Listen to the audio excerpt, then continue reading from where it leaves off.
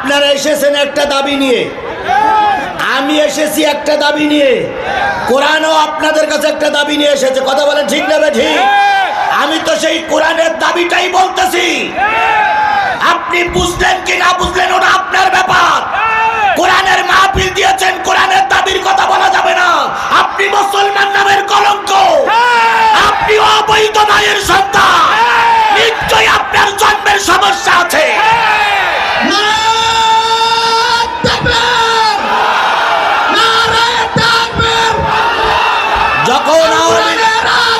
যখন আওয়ামী লীগ সরকার ক্ষমতায় ছিল, আমি তাদের মুখের পরে দাঁড়িয়ে আমার কথা বিচারিয়েছি।